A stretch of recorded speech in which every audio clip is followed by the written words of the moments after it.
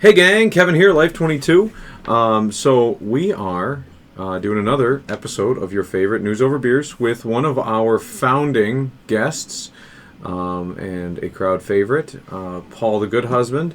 And he was joined by Quinn. We're switching over to guests now. He was joined by Quinn, my daughter. It's getting close to her bedtime, but she wanted to pop in and learn about local politics, right, kiddo? Yeah.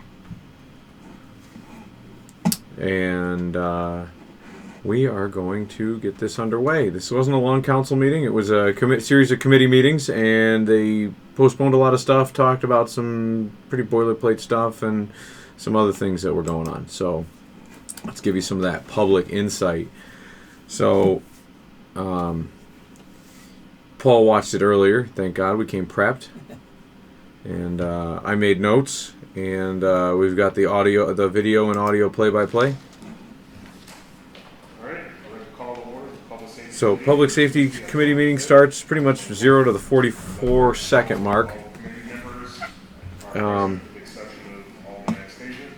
And as they're going, they start talking about, 45 seconds in, they talk about internet safe zones. Oop. Oop. Snap. Okay. Basically what they are, it's a couple of parking spots that the city... So they're talking about internet safe zones here. And which is funny because, Paul brings this up in this section here, Alderman Paul Gonzalez. These were brought up a few years ago. Right. By Paul, and it was funny that it was approached, and Kelly Andriano had said she was approached by somebody, and the person she was approached by was one of the guys who works for the city in the IT department because he sells a lot of stuff online in his free time, and he was like, hey, you should have a safe zone, and Kelly didn't run with it, and then Paul did something with it, and Jason actually showed up to the meetings and, described, it wouldn't cost the city anything, in front of East State Street and Times Square, by the, on either side of the municipal building, the two entrances to the police department, you have... Do you want to explain to people that don't know what a safe zone is? Yeah. I know they kind of explain it later on. So this isn't college, right? This isn't like a safe space. I need like a place where I can have teddy bears and blankets because somebody looked at me funny, and I felt like I'm not going to use the R word with Quinn here. What R word? Roar. R? Roar. But a safe zone is a spot where, and the police department currently does this. So, like, if you're doing a kid handoff, like, it's dad's week with the kids and mom has to exchange custody or whatever with the kids on a weekly basis, they'll do this in front of the police department as it is. Sure. And those areas are already video recorded, I believe with audio. The police department's right there. So, like, if something happens, it's not monitored. So, yeah, it just, I remember when this got brought up, and I actually ran into Jason, and he was like, it's funny that they didn't bring this up. No one's pointed out that, like, I brought this to the city a while ago, and it got shuffled under the rug, and then Paul brought it up, and then, it was Paul's baby, you know what I mean? But whatever. And it's also applicable for online transactions between two different parties. That's what they're doing it for, right. But essentially, it's an internet safe zone, but essentially, you can use a safe zone for anything. You can continue to use it for those custody disputes. Any private transaction is really what they're calling it, an internet safe zone. If you buy something on the garage sale websites or instead of meeting at somebody's individual house, which could be a little bit potentially hazardous. Dicey, yeah, those rare and infrequent, like, criminal events that happen. Sure. They're rare and infrequent, but people want that safe space, that comfort. So anyways, if we go to about 3 minutes and 45 seconds in, what I got to do is I have to click my lower third. Now we're just adjusting stuff. There we go. I just got to adjust this up. It's going to cut off Paul's manly bicep there. Where is this? Bicep? Tricep. Yeah? That's right. Yeah, okay. Paul's I don't have it either. So. Paul's looking at me. I got little T-Rex arms, so it's all good. Oh, that's cool. I can just skip right ahead with this. Okay, so 3 minutes and 45 seconds into this meeting, Paul, they, the other Paul, the good husband, they, I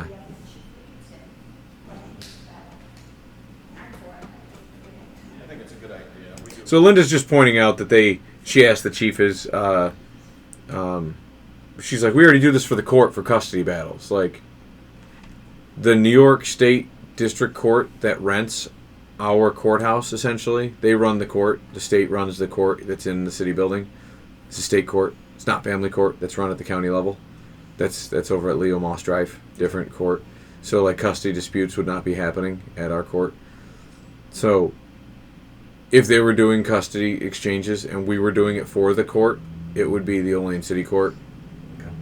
It wouldn't be. So that it's just an incorrect fallacy.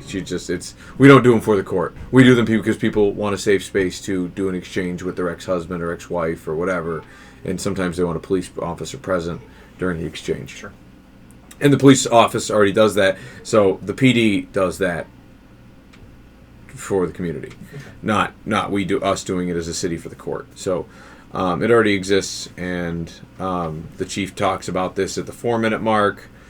And then that's pretty much it. And they discussed putting a little bit of signage up and maybe putting another camera. They weren't sure if there was a camera, right? They weren't certain about this, okay. But and then they were just kind of discussing and legalities, just making double check and make sure with the city attorney that it wasn't a liability, right? Because if they make this space and they say it's a safe space, and then somebody gets injured, and I think that it's just more about the wording. Like, you can't just say this is a safe. You just got to say that this is a safe. This is a space where we've taken extra precautions to protect your butt, and that's really what it is. 9 minutes and 40 seconds in. So, but that's they kind of just. Oop, damn. 9 minutes 40 seconds in. They start talking about. They move to the ambulance purchase. Everybody sent out kind of, usually have that booming voice, sometimes. Just off the top of your head, how many ambulances does the city own? So the email I sent out to the alderman was just kind of some documentation regarding the American Rescue 2? Plan Act funding. I think we have 2. We have 1 at each fire station, I believe. I'm not a firefighter. We have an ambulance replacement fund. We use fares, essentially, to pay for that. Like, when we get a reimbursement from insurance companies for the transportation.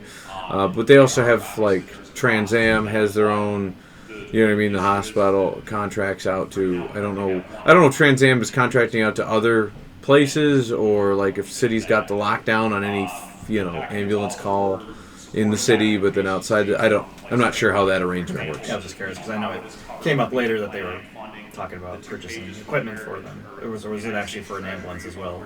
It's for an ambulance. But so what they're talking about is like it's a piece of lift equipment. Mm-hmm. So essentially, it lifts the stretcher in, secures the stretcher from whiplash and things like that in the ambulance.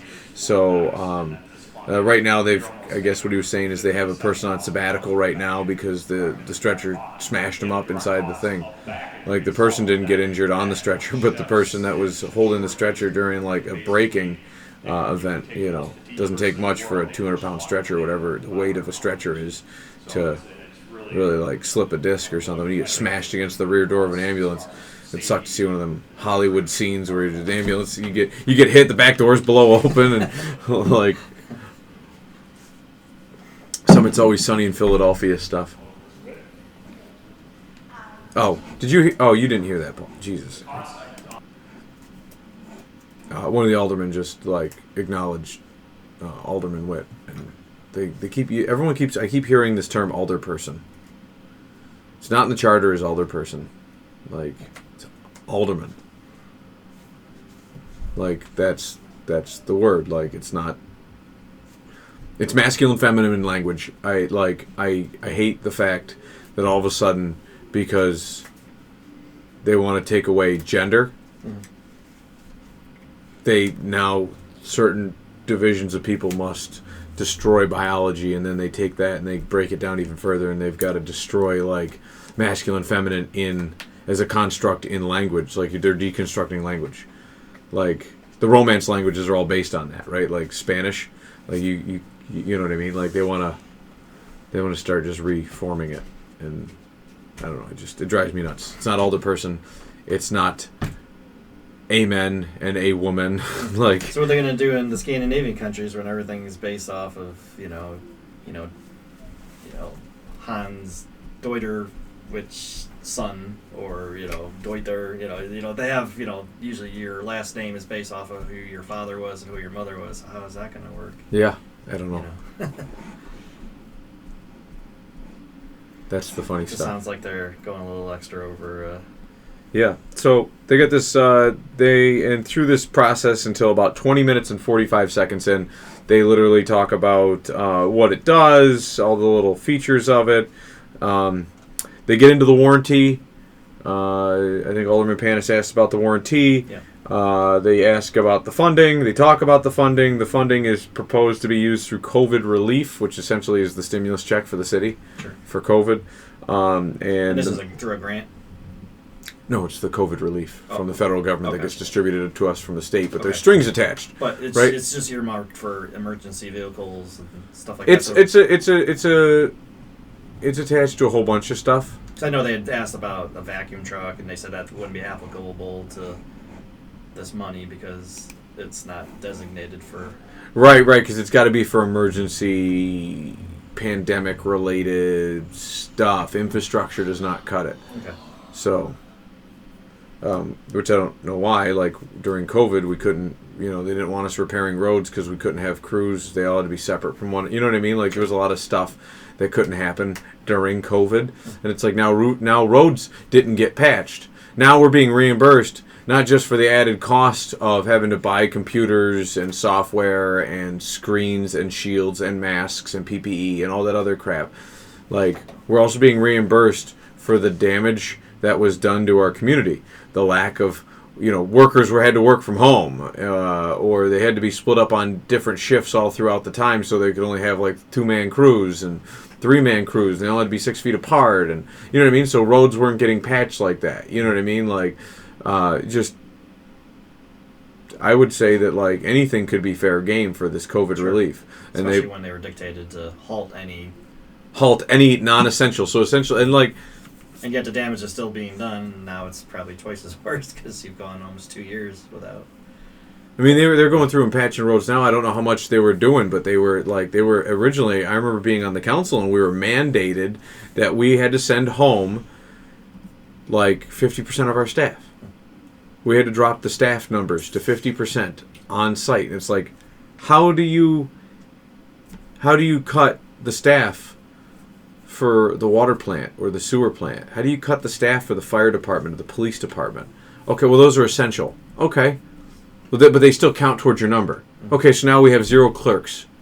So, like, we're writing parking tickets for people, and, like, nobody can come in. Nobody can pay their water bill. Nobody, you know what I mean? Because all those people have to work from home. And some of them could have worked from home. But you still needed a bare-bones crew at the city building. And it was like, Cuomo was talking about, like, well, you could be fined for not listening to our mandates and, blah, blah, blah. And it was like every municipality. And I did the Nate Smith thing, and I told everybody, I was like, don't listen to him. Mm-hmm. Let them fine us. It's like the DEC. Oh, we can fine you $16,000 a day for every infraction we find until they're corrected. Like, do it. We don't have to pay that bill. Like, nobody ever wanted to test that theory. Yeah. What are they going to do? They could fine us. Quinn, can you keep your shirt on, kiddo? Did you take your shirt off at all? No. Okay, just checking. I was just putting my arms in it. Okay. Keep your clothes on, okay? You're on the internet. So, they, like, fine us into oblivion. Yeah. You know why?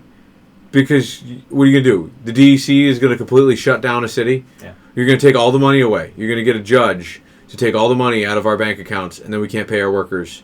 And then we're going to the state for deficit financing. Essentially, it's bankruptcy. Yeah. You file bankruptcy. And if you have furloughs on emergency personnel and somebody dies, boom, all of a sudden DEC looks like, Exactly. That's why I don't think they have the authority. Like, it's one thing for, like, them to sue a little old lady who has an old oil well on her property, and she's destitute, and you know what I mean. The next thing you know, it's one of those little cartoons where she's in the barrel with the straps over it, and they took her clothes in her house and everything. Stick with a little burlap bag. Yeah, stick and bindle. Yeah. They give, I could see, you know what I mean? Because guess what? Even like that little old lady, and it sucks for her, but guess what? It'll get like a little bit of news attention, and then it falls by the wayside. Nobody cares. Yeah. Like a week later, that lady could die, and no one would know. Sure. Because nobody's following the story anymore. Because nobody cares. Like when an entire city, even as small as we are, 10, 14,000 people, like you bankrupt an entire city because of a little poop in the river, because of well, we need to make sure you're at 50% storm sewer charges. Like your discharge. Like how you need to be at 0% houses that have that discharge their storm sewer into their sanitary sewer. Like such little garbage things, and they were threatening it every second of the day. So that was humorous. So anyways, yeah, the COVID relief. This will cover this, but it won't cover our vac truck that we're looking for the sewer plant, because the sewer department was under the same constraints as everybody else. You get sewers that need cleaned out. Now all of a sudden we had to use money from one department. Money's fungible. People don't seem to understand that. Like, so what we do? Like, and actually this is directed to anybody who is on the council that is watching our video here. Money is fungible. So what is you apply this to whatever it applies to, right? If it covers emergency funds, then what you do is you apply this amount of money to cover the police and fire department's payroll for the year, and then the council at the end of the year, that money rolls into the general fund as an excess. You just laundered that money. Essentially, that money rolls in, because you can only use this to do certain things. Okay, so you put these into certain things, and you take our money that we had already put into those certain things out of it and replace it with this money. Sure. There you go. Everyone's happy. Yeah. They're happy, and now we get to take our money that we were going to put into that stuff, and put it into a vac truck that wasn't covered by that money. Right. Because it's our money. Sure. This money we took out is our money. We used your money to pay for the stupid crap you wanted to put. You can't put restrictions on money. Money is fungible. Yeah. That's why it's a loophole. No, money's fungible. You can't put restrictions on money. That's why people don't understand what happens when they give stimulus checks out. Like, you notice the federal government doesn't tell you, like, you can only buy food with it. Yeah. You still have a huge portion of people that are given money to buy food in the form of food stamps in this country, and they don't. They buy food, and then they exchange it with other people for cash so they can buy booze and cigarettes. Like, there's a large portion of people that do that. Sure. And it's one of those things, like... And the government does the same thing. No, yeah, you go down to Walmart, you can see the transactions happening in the parking lot. Yeah. I'm pretty sure... I talked to one of the higher-ups of the county, and they were like, we had a guy who retired from the county, and his job, he made a name for himself because he was bored in his retirement, so he went to Walmarts and grocery stores and literally sat in the parking lot filming and recording people, taking affidavits and all sorts of stuff. And he took down like 400 families in a month. Wow. Like, it's 400 people. Like, just easily caught in a month outside of Walmart. And like, yeah, sure, good. It sends a warning to the other ones, but how quickly do we forget warnings? That's why every couple of years the police move their speed traps. Oh, we got speeders on Henley again. Well, you set up a speed trap, send a couple tickets out for going 2 miles over the speed limit. You send a pretty harsh warning to those people, and they remember for 2 years, and then people move, and people forget, and new people move to the area. So, but that's what you need to do. You need to take the money that, instead of putting money into a fund, remove money from a fund and replenish it with this money that qualifies to be used in this right, especially when you're dealing with a city that you may have, different obstacles or things that came up or broke down that, So, if it's used for infrastructure or if you had to just, Right, well, because we had to take money away from infrastructure to buy PPE and stupid shields that we still have up everywhere at different divisions. And... the gloves, the masks, the sanitizers, the stations, the paper used to print the protocols, the laptops we had to get to send people home to do their work, the additional software, the Sanitizer. zooming software, the zappy guns, Temperature gauge. the labor used by each person. That's 15 minutes every morning on it. You know what I mean? Because you got to go walk to a central, your central office and get zapped in. I mean, even after COVID, after they stopped asking us to keep records on this stuff, there's still, 10 minutes of 100 employees every day having to walk to a room, get zapped, write it down on a piece of paper. Maybe it takes them 2 seconds to do that. You know what I mean? But it's still like, you could get, for common sense purposes, add 5 minutes. Yeah. The 5 minutes adds up. Yeah. You know what I mean? Like, When you're dealing with several hundreds of employees. yeah. Keeping tracks of these logs, and then you got one person that probably has an hour a weekend. In addition, just keeping the logs consolidated, sent in, recorded. Just all that recording fee. That's labor. That's labor hours. Well, we can't use it towards. You know what I mean? They want to put restrictions on this stuff. This stuff. Are you excited to be on the podcast, Gwen? Not really. Do you want to go? Do you have any questions? Yes, I'm gonna go. You want to go? Do you have any questions? No. Go Bills. No. Go Bills. No. Go Bills. No. No, why not? We like the Buffalo Bills. Well, Football. They're playing against the Olean Huskies. I want the Olean Huskies to win. Okay, but I don't think the Buffalo Bills are playing against the Olean Huskies because Yes, they are. They are. Oh, those poor high school kids. They're gonna get decimated. Those are adults. The Huskies will win, honey. Okay. Okay. Say goodbye to the folks. Bye.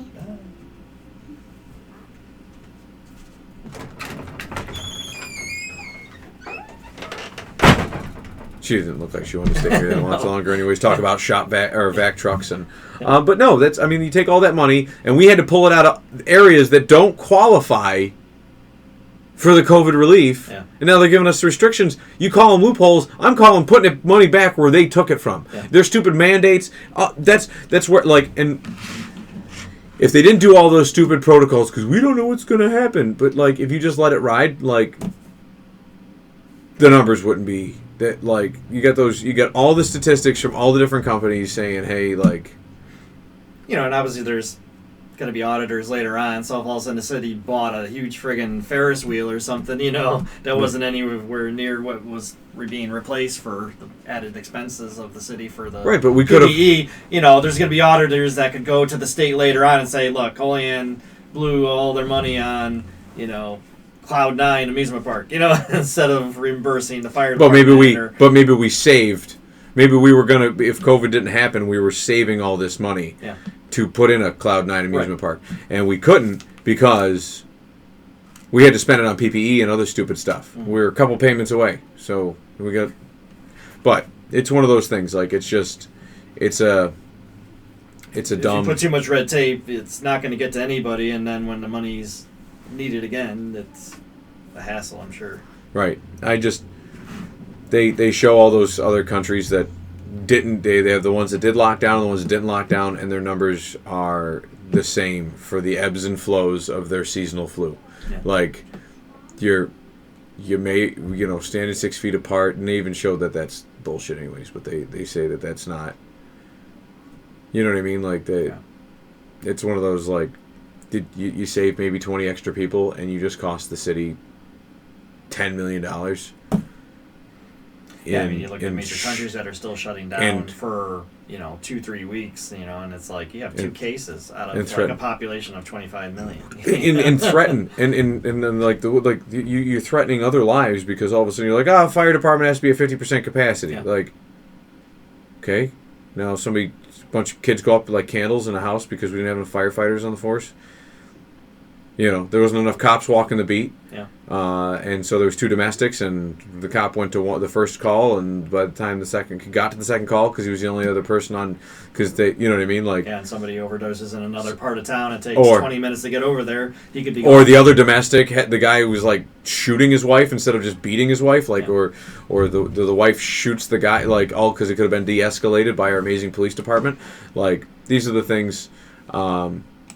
These are the things that they don't take into account when they create their stupid mandates. There's not any restrictions on first responders, but even just canceling half your social workers, that could have done a preventative action where you got the first complaint about an abuse and elder care of a child, but if all of a sudden they're all working from home and they're trying to zoom in to say how's everything going instead of actually being in the home and saying there's some serious problems. Yeah, but put the noose down. After COVID happens, we can't do this, and later on you find out the child gets beat to death. Or some kid's trying to commit suicide because he's being bullied in his Zoom class or something, and you know what I mean. It's like normally the person could talk you down from doing the Shawshank Redemption, tying the rope up over the banister, and Brooks was here. Brooks. Or was it Red? No, Red. Brooks. Brooks was the old guy.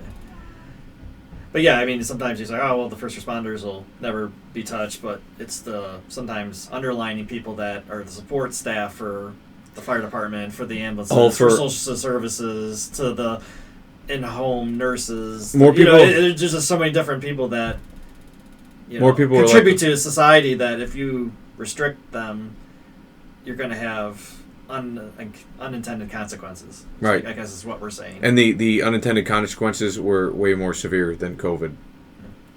So, just think about all the people that delayed getting surgery that probably died of diabetes. Did you see the statistic on ovarian cancer and breast cancer and stuff like that? Like all those people that. I know one person that got in real quick because all the people that were ahead of her were older, so they were put on a list to get pushed off because of safety reasons and whatever. They withdrew until they figured it out. And she was like me, I don't care about COVID. Get me in tomorrow. And they got her in, and she got done quicker. But the statistics are across the board are showing that people. There's so many people that they're so backlogged that women that should be diagnosed today or would have gotten diagnosed today are going to be 3 years before they're seen. Wow. Because they're so backlogged. Wow. Or 2 years or something. It's an astronomical number. Which well, even in just 2 years, a month can make a big difference. Yeah, exactly. You go from stage 1 to stage 3 very quickly if it metastasizes and everything else. Yeah, exactly. So we just there's thousands upon thousands of people that are going to die because of that. And so. Unnecessary. Yeah. Oh well. Because we had to be afraid of COVID. All right, 20 minutes and 45 seconds in. They're just talking back and forth about that. Oh, I'm just shifting the screen around. Okay. We went on a rant, Paulie. It's easy to do. It's been a while. It has. Well, I mean, yeah. The last one of these I got. It's always the most shared video is when I'm 7 sheets to the wind, not just a couple. 7 sheets to the wind, and then it's that's the one that everybody wants to watch, and it's when I'm done, I'm I said a lot of profound stuff, and then the next, the next evening you watch it again, and you're man, I was freaking hammered. People are hey, what word did you screw up last week? Ideology. Said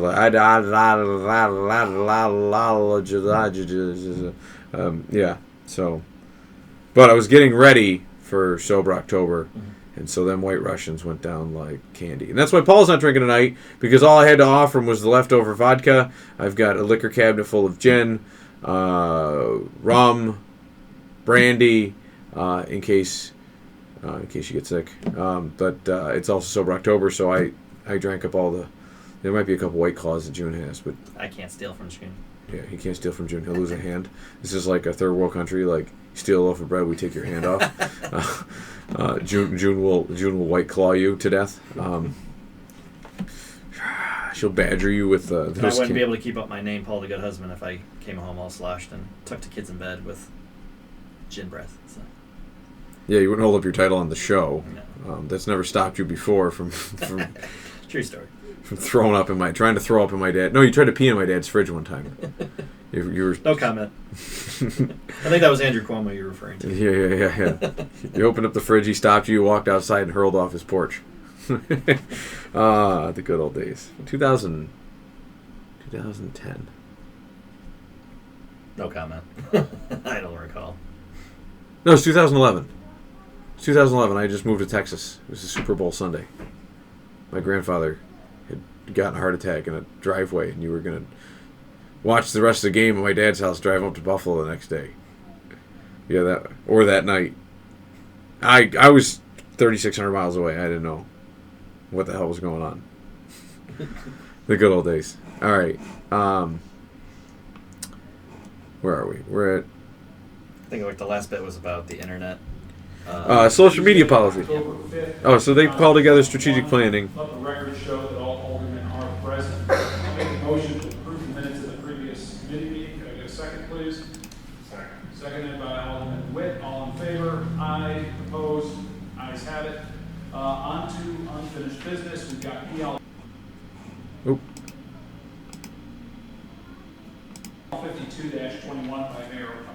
Clarifying, I guess you can explain what they're going to talk about because they didn't really explain it in the video of what they were talking about for the social. Oh, we've beat the social media policy on this channel. Okay, Guys. so that's what they're about to talk about. If Yeah, they're in the vote for it, strategic or planning. Were they just going to? She wants to talk instead of emailing or calling to find out. Like Linda just shows up to the offices, so like, oh, I was gonna just talk to him, but he wasn't here. Like, he's part time. Like, it means he's gonna work 20 hours a week. Or 40 or less hours a week. So you're like, what's, you know what I mean? Are you going to catch the guy? Like, maybe. Does he know when you're going to show up? Like, oh, the guy's never here on Wednesdays. Oh, I stopped on Wednesdays. Like, so they postpone that. Yeah, that's fine. So you want to make a motion to postpone till the next strategic planning meeting? Yes, I'll make the motion. I'll second it. All in favor? Aye. Opposed? Okay. This is postponed. So we have no new referrals, no. They postpone it, and then To adjourn.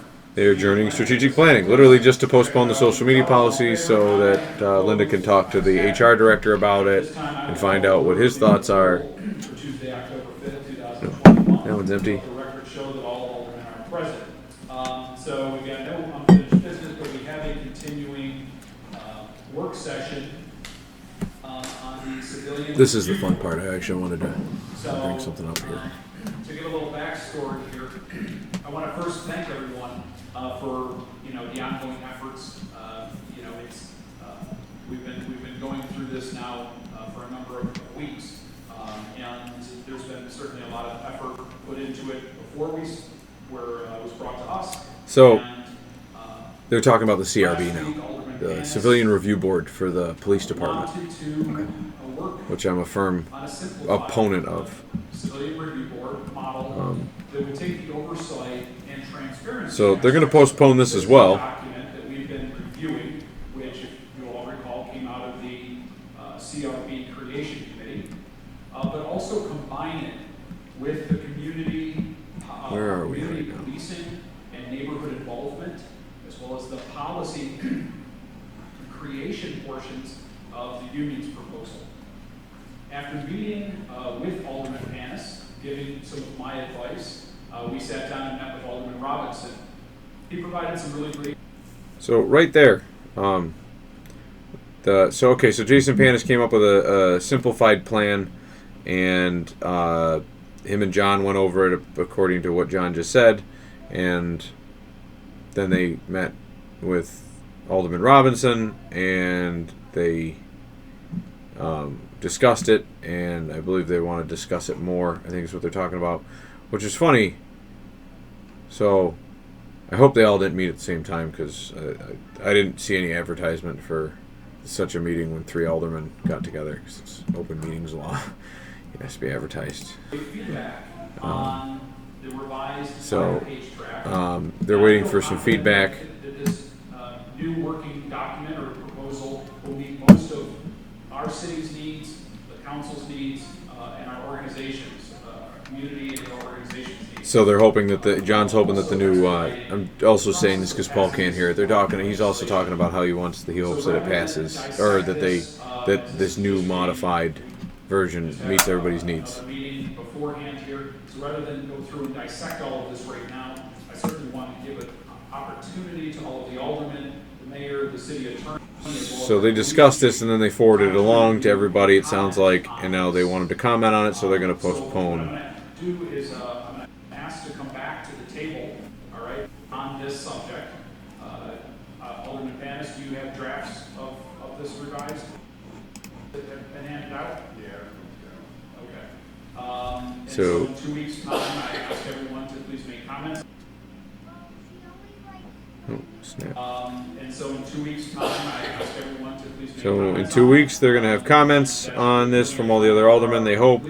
And essentially, this is where the meeting just trails off, because then they postpone it, and then they are about to adjourn, but in order to, they have to be in a meeting in order to go into executive session, so they adjourn after their meeting, which I used to get yelled at that I had to record the end of it. Like, I had to stop my recording when we went into executive session, because it's not, you can't create a record when you're in executive session.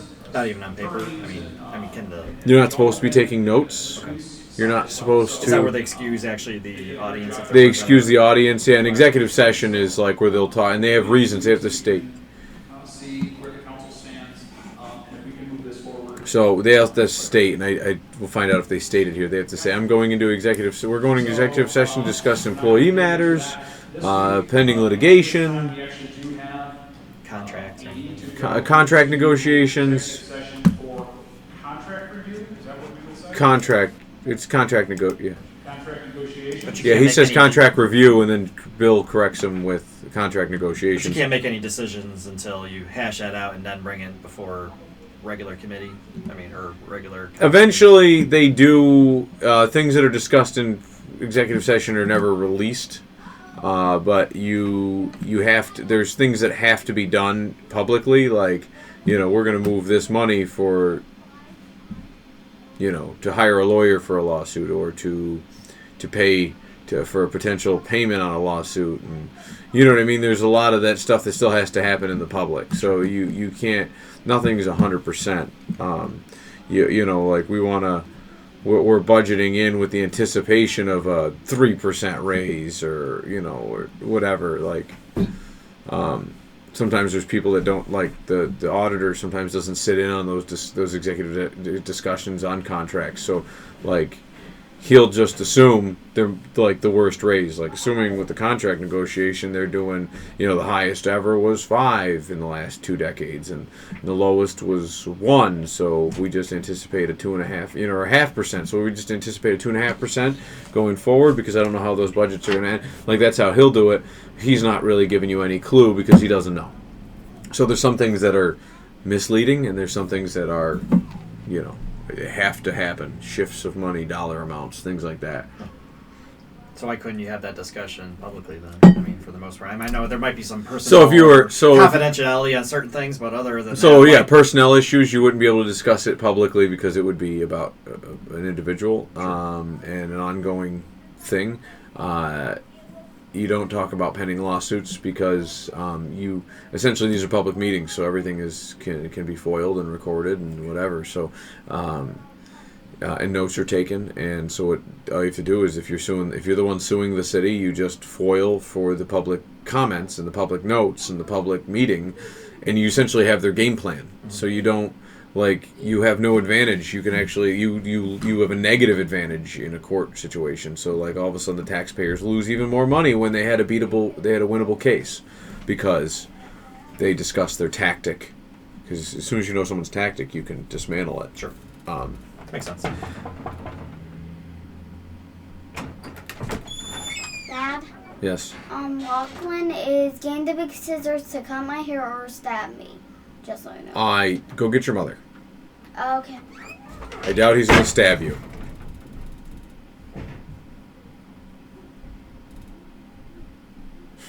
I love him. Yeah.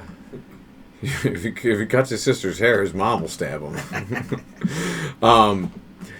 But yeah, no. And then what's the negotiations are very similar to the legal ones. We're not going over this percentage, okay, or we're going to offer this in pose of that. You know what I mean? That's okay, we know what they want, and they think they know what we want, and so you can we want to make them think we think this. You know what I mean?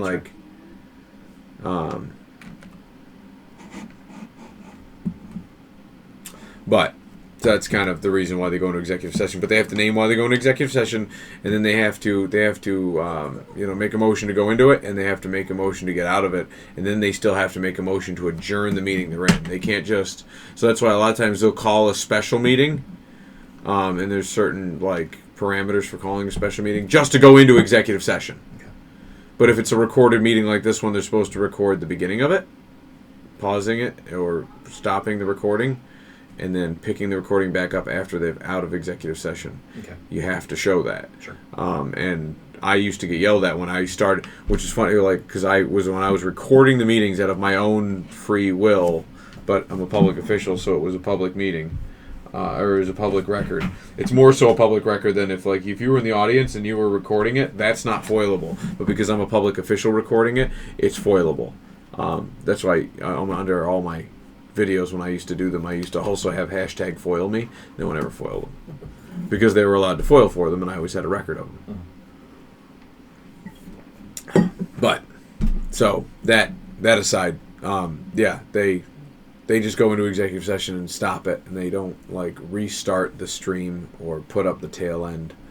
That's why the live stream's kind of dumb, because what'll happen is after you stop live streaming, Dad. Lachlan, we're in the middle of a podcast. I'll talk to you afterwards. Okay, because I really want to play putt-putt. Okay. So, that's the stream will end, and then they'll finish their executive session. Sometimes it's 2 minutes, sometimes it's 20 minutes, sometimes it's an hour. It all depends on what they had to talk about. Most, I would say, on average, they're probably 10 minutes. Okay. But you go into an executive session, and now the stream's dead. Now they got to restart it as a whole separate video just to adjourn the meeting. Sure. But it's required. Yep. It's required under open meetings law, and they don't do it. So that was the shit I used to get yelled at. Now all of a sudden I'm not there, and nobody cares. So go figure. Until something big happens, and they're like, "Wait, what happened in that meeting?" And then all of a sudden, if you didn't follow procedure, it looks suspicious. Yeah. Especially when you're dealing with money or big child policy changes. It's cover your ass. You know, if you get yelled at for doing it once, you just do it, and just this way you cover your ass. Yep. You don't get sued or whatever. But that said, so they essentially So I'll make a motion to they enter executive session and Second, please. Second by Alderman Witt, all in favor? I and then Opposed? Okay. they adjourn. And so switching back to just you and me, Paul. So is there anything coming up in the next few meetings that the public should be paying attention to that you know of, or? No, essentially it's just boilerplate stuff that you see here. You can check the city website for upcoming meeting minutes. I believe they're required to post them the Thursday or Friday before the Tuesday meeting. But if you look at almost all discussion items, can be thrown up on a city website, or can be thrown onto an agenda like an hour before, 10 minutes before. Somebody could fly a discussion item. A PL, proposed legislation, has to be referred to the council president, and then he refers it to a committee of his choice. Okay. And then that referral is then conveyed in the next common council meeting, at which point those referrals are read by the city clerk as you hear them in those meetings. Mm-hmm. It's like any proposed legislations and referrals, and they'll discuss all the proposed legislation items. He'll read off the PL. He doesn't have to read the whole thing, but if you look at those agendas, it'll tell you the whole thing, like proposed legislation, such and such and such and such, a bunch of numbers and letters, and then it's by Mayor Aleo to move $10,000 from contingency to the vac truck line item, for example, or the vehicle purchase fund. Sure. And then from there he can, once the council moves that money, once that passes, then the council's given him permission to move the money, the auditor permission to move the money. Then whoever is authorized to make purchases out of certain line items are then utilizing the money that just got put into those bins, if you will, those accounts. So, but that's an example. So that would say referred to the next common council meeting. Like they could just skip right over. Like we'll just discuss it in common council meeting. Most things get like, we need to put a no parking sign up. Okay, we're going to move this to public safety. Then it gets referred to public safety. Paul, we see you texting on your old phone. Anyways, You get a move to public safety, and then you switch it over. Like then it gets discussed, and then it goes to the committee of the whole, where every alderman is a member of, and then from there, pass or fail. Like so, the first stage pass or fail. Next stage, any further discussion? No, pass or fail. Moves on to the council meeting, and then from there, it's for the final pass or fail vote. Any final discussion that anyone wants to have? No, okay, vote it up or down. And that's why stuff takes forever, because I mean, obviously, right. So you got to go through all these hoops. So it's not like the city can just ram something through in the middle of the night without anybody ever hearing about it. So this is a committee meeting, but like let's say next week is a council meeting, right? Let's say that's Tuesday. Mm-hmm. Let's say Wednesday the 13th. You decide, hey, I got this great thing. I just finished writing it. It's proposed legislation. I want to submit it as an alderman, blah, blah, blah. You submit it to the council president. Council president then figures out where it's getting referred to, depending on its category. And technically, he can refer anywhere, or she can refer it anywhere they want to, right? They can forward it to. It could be dogs barking loudly, and they could put it under strategic planning. They could put it under the finance committee. Like, it has nothing to do with finance, but that's the council president's power. Okay. Essentially, could shift it to a committee that, then it gets referred to the next finance committee meeting. Like, it's a dog barking thing. Yep. And then their buddy, a different alderman, chairs that committee and says, yeah, but I want to have the next meeting on, like, the 20th of December. All proposed legislations die if they're not made into laws by December 31st. Okay. So, December 31st hits, 11:59 midnight, January 1. Every legislation that it's like Wreck-It Ralph, they all just get vaporized, and then you go into the new year and you got to re-jive the legislation. So, at this time of the year, there's probably not going to be too much change or big proposals, just because probably elections. But they'll talk about them. Yeah, they'll try to push some stuff through, some easy stuff, some like no-brainer stuff. They will try to push. They'll talk about. They might not talk about controversial stuff, but if it's a big piece of legislation, it's a no-brainer. They'll talk about it. So, yeah.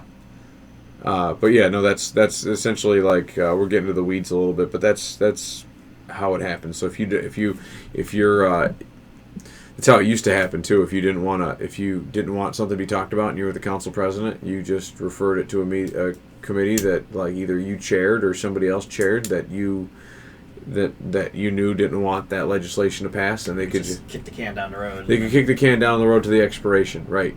And then you refer it. You know what I mean? Then it gets vaporized, right? And then now it's got to be brought back up in the new year. But you got to refer it to the council president. And the council president may be the same person, because every year you have to vote for a new council president, and maybe that person has enough votes, and they essentially could do that. They could just move it to this committee and the youth and rec committee. We never met. I was the chair of the youth and rec committee. There was nothing to talk about. I never got anything referred to me, and we never really had anything that got brought up that didn't already get brought up somewhere else. Sure. Or solved quickly. So they never met. And I chaired a few of them, but like that was the one. Like, and it's like some of the meetings you use so frequently, so it got moved to the next meeting. Well, if you know what I mean? Like, so there would be like, if you wanted to just put it on youth and rec. Like, yeah, we don't want to talk about dog barking laws. You know what I mean? And put it on youth and rec. Kevin, don't talk about this to the end. I never had to do that. We didn't have a council like that when I was on it, but I had heard stories. That's how the power struggles can work amongst the council, and that's a plausible thing. Because then you refer it January 2nd. You say, hey, listen, I know you're the new council president. You're the same one as last time. I want to bring this forward. Yeah, okay. Move it to the same. Boom, and you could just make that legislation never show back up. Now, the counteraction to that is if you have legislation that they didn't want to bring forward and they tried to suppress you like that, what you do is Robert's Rules of Order allow you to you can make a motion to amend, to suspend the rules, and then you need some other aldermen to back you up on this, and then you make a motion to add PL blah, blah, blah, blah, blah, blah, blah, blah, blah, and then you pretty much pass out the stuff and say, I'm making a motion to add this to tonight's agenda on the Common Council, and then you can have your discussion right there. Sure. They like to go into the weeds on council, on committee meeting nights, and then present it and make it all nice and proper for the council meetings. So there's almost no discussion at the public forum, but you could just say, I want this tonight, boom. And it could be law, or it could die right there. But at least it's having its day in the sun, because Right. it got pushed off to the end of never. And that's why sometimes people have no clue what's going on in the city or how the process works, because up until, I know they had some I read videoing of it on the, the local channel, cable channel or whatever, but you just would miss so much stuff where stuff would just be like, okay, we just proposed to get a street sweeper, and people are like, wait, what? How did we even talk about, unless you were actually present at some of these committee meetings, you could really miss out on a lot of the stuff, and then just be like, okay, we were just decided that we're going to get a street sweeper, Yeah. and then there's a public discussion for 5 minutes, and then that's it, Yeah. And they typically, since this whole recording thing, I haven't actually seen them do. They were supposed to have their whole public hearings and stuff. They did 10, 20 of them a year, and I haven't seen one of them since they started doing the Zooms. I wonder if they do it beforehand. They just don't record. They usually do it you got to get here, and they're expected. All the aldermen are expected to show up at 6 instead of 6:30 or whatever it is. But it definitely. I read 2 different versions of books of Robert's Rules of Order twice, so I feel like there's so much crap in there though, so I feel like I'm pretty versed in it. But 5 years on the council will do that to you. And what else are we talking about? Proposal. Okay, yeah. So let's say it's the 13th. You give it to the council president. He refers it on the next council. So now you have to wait 2 weeks. Sometimes 3, because if you gave it to him on the 13th and because it's every second and fourth Tuesday, right? So if you gave it to him on the 4th Tuesday and there was a 5th Tuesday in that month, 5th Tuesday is an optional committee meeting night. If you got shit to talk about, you talk about it, or you otherwise you just skip that week, and then the 1st and 3rd Tuesdays are committee meetings, as long as there's committees that need to meet. So if there's nothing to talk about, then you skip the committee meeting nights. You know what I mean? But you always have to have the 2nd and 4th. Sure. But what happens is if you have a 5th Tuesday and then a 1st Tuesday is a committee night, you know what I mean? So now you got a 2-week gap. You're 3 weeks before it even goes on the docket to be referred to committee. And then it's, you're talking a month. You could have a month where you propose something. It seems like it's important. You know what I mean? But it's got to go to the council president to be referred to a committee at the next common council meeting, and then it's sent to that committee, and the next time that committee is meeting. And it all depends on the chair of that committee. And usually by default, unless the chair says we're not meeting, they'll put it on the docket. So just because nobody ever holds stuff up like that, but that's how that all works. Sure. So. Cool beans, Paul. Yeah, man. I'm sure the missus is texting you up a storm. So we'll see you guys next time on Life22 right here, and News Over Beers, and at least next week when they do the next meeting of the Common Council. That's a Common Council meeting, so that'll be fun. We'll listen to the public comment. I'm sure there'll be some Looney Tunes coming up there. They like their Warner Brothers, them people. All right, gang. Like, subscribe, send us your hate mail, send us your fan mail. We love it. Oop, wrong screen.